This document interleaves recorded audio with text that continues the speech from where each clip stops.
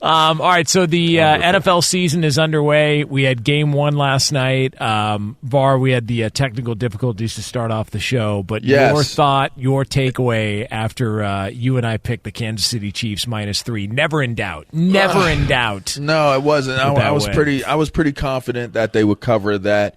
You know, what my takeaway from the game, fellas, was this Kansas City Chiefs team has now established an inner culture that is just very businesslike. You know, say what you want to say about Kelsey and what he's got going on. You know, he's got a lot of things outside of football going on. Say what you want to say about all of the things that Patrick Mahomes has with all of the, you know, commercial shoots and stuff like that. He's very public figure as well.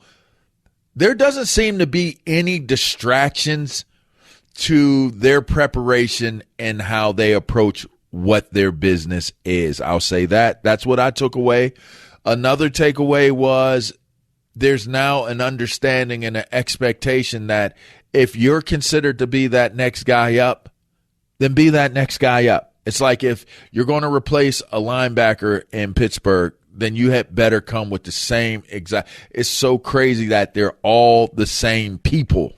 Like from Greg Lloyd to James Harrison, you know, to you name, they're all the same people. And I think that that's what's developing in Kansas City. The receivers position, it's like they may look different, but it's like the same person.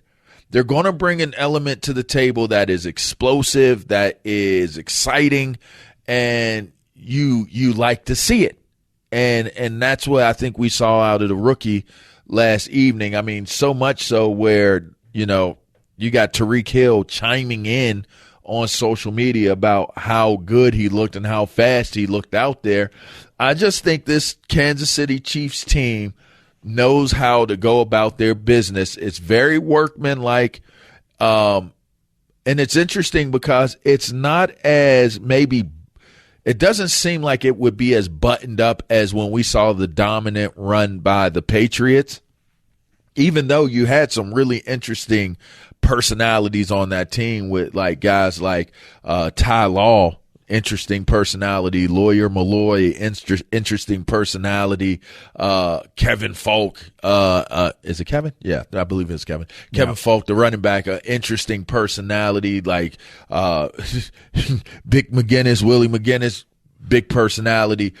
But you didn't see them like as they're nowhere near, even with Brady, they weren't, what? No, just Willie McGinnis. Big Willie. Yeah, long. And strong and going to get friction on. Baby got Willie. So anyway, none of those guys on that Patriots team were as media public or not media public, but like commercially public. Like who was really commercially out there from that Patriots team? And yet you have Kelsey and you have Mahomes that are like literally they're the faces of the NFL in terms of marketing and branding and commercials and all these different brands. And it has had no impact on their ability to achieve. I think give Andy Reid a ton of credit for being able to be the facilitator as the head coach to have this team be able to stay as focused as they do with all of the noise going around them. Give Spagnuolo. I don't think Spags gets the credit that he's deserving of for the job that he does as a defensive coordinator. If you take Spags away, this team isn't the team that it is. Spags is even calling timeouts now. You know, bro, the dude is the man, bro. And you want to talk about somebody who comes out with schemes. And listen, the Baltimore offense, I mean, Lamar Jackson had a night. I mean, he had a hell of a night. He had a career night.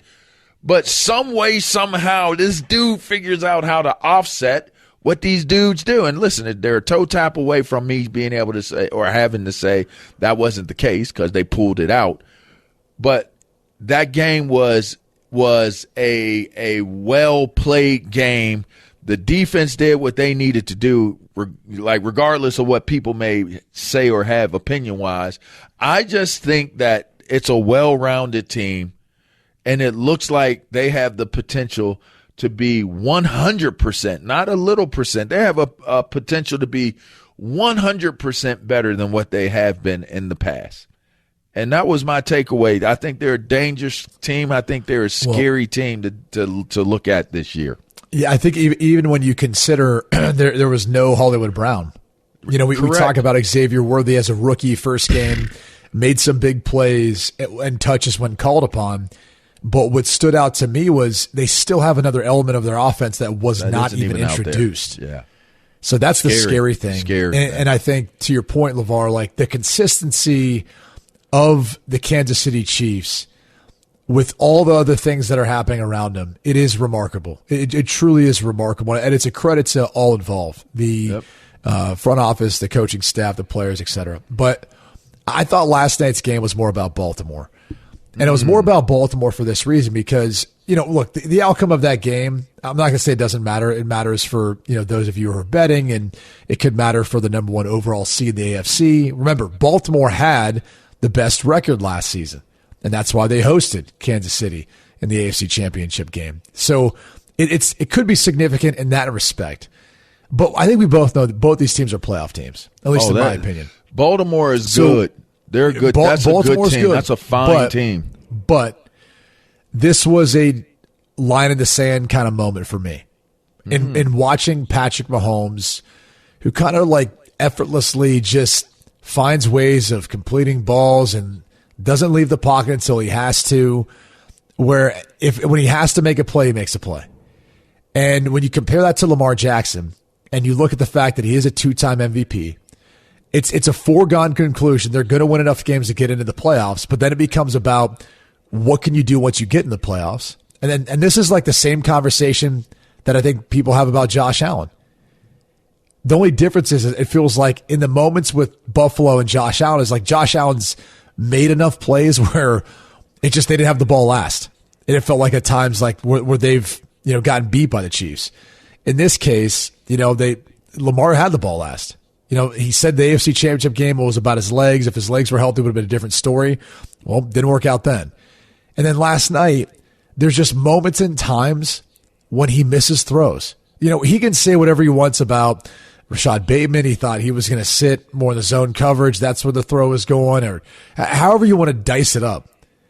There's throws that he leaves out on the field often. Often.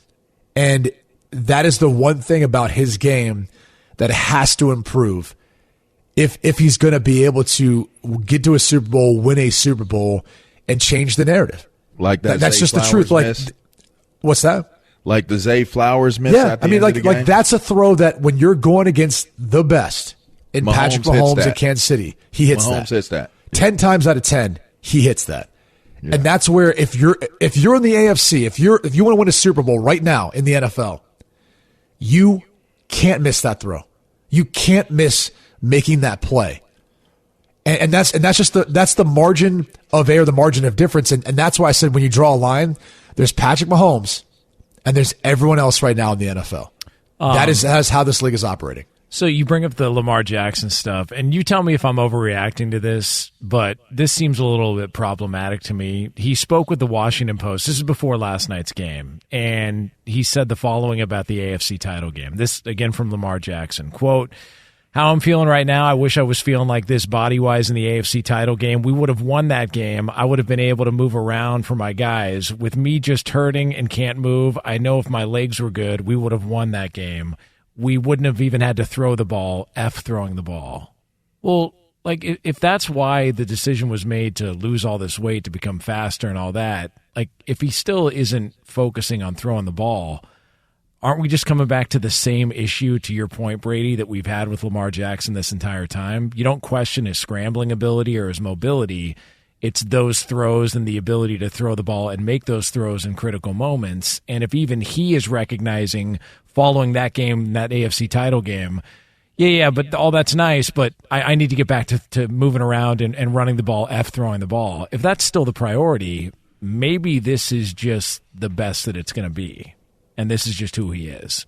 And there's nothing wrong with that, right? Because I think there's a degree of he's phenomenal, and that's why he's won 2 MVPs. Yeah.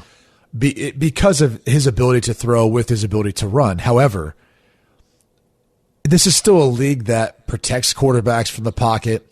It's still ultimately won from the pocket. And you have to be able to utilize your ability to scramble, escape, run when called upon. But you can't rely on it to the point where it changes how. If you ask Steve Spagnuolo what he probably wants him to do, yeah, they want to bottle up Lamar Jackson and not let him outside the pocket, but he's also cutting the field in half. I mean, if we're being honest with ourselves, Lamar's ability to throw isn't the same as Patrick Mahomes, where even when he gets outside the pocket, the entire field is still in play. We don't see Lamar Jackson make, scrambling to his right, make a crossbody throw back to his left. That's not his game. He's going to take off and run, or he's going to find something down the middle to the right-hand side the way in which he's going. And that's, Patrick Mahomes' Superman ability, but it speaks to a greater point of it's more difficult to stop Patrick Mahomes because no matter where he is, the entire field is still in play. As opposed to for Lamar Jackson, if you do get him to scramble outside the pocket, he's looking to run, which is tough to stop, but he's also going to be limited in what he's doing throwing the football then in that spot. And that was, in essence, kind of what you saw last night, where he's throwing a football to Zay Flowers, who's wide open in the back of the end zone. And whether it's a miscommunication, that stuff happens, and in real time, it's hard to make it all work. But I'm just stating the point that if you want to win a Super Bowl, if you want to win the AFC, you have to hit that throw. Yeah, you got to hit it. Isaiah Likely, the guy who had his toes were too big in order for the Baltimore Ravens. I say the line was too big. Is that what it was? Yes. So he spoke afterwards about the final play in which he was just out of bounds, and also apparently not all that impressed with what Kansas City had to offer last night. That's on me, man. I gotta get both feet in. I harp on myself to catch everything, make sure everybody put us in the best possibility. So I'll take responsibility next time I get my feet down.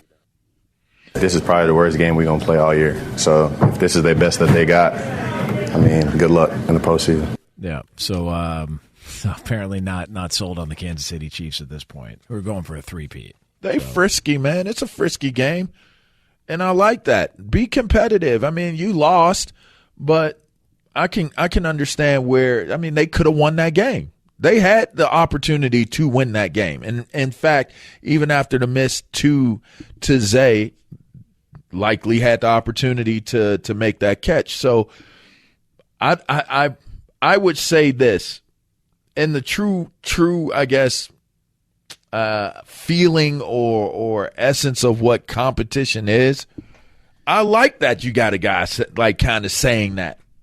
Coach might be like, you might want to hold off on that. They did beat us. Let's get some wins under our belt. But the fact that he has a chip on his shoulder, and the fact that his takeaway from the game is that this is the worst that we're going to play, then good. Live in that, because it did look like a team that wanted to win. Did not look like a team that will not be competitive. They look like they're going to be a good team this year as well. Are you noticing a theme, though? Baltimore, we could have won that game. The Niners in the Super Bowl could have won that game. The Bills in the playoffs could have won that game. Like, there's a lot of could-haves, and they're all involving the Chiefs on the other side. Well, or a dope-ass quarterback. But it's like Kansas City in close games just wins those games. They win. And it mirrors what New England was all those years, to where like New England was always in close Super Bowls, always. But it was like when it came down to it, you just trusted they were going to make the play or enough plays to win the game. So here we are. And again, just like with New England and the same with Kansas City, they have defense too. There are other players. But I just say when you get into that class where it's a class all their own, like Patrick Mahomes or Tom Brady, man, I'm gonna put my money down on them, man. Yeah.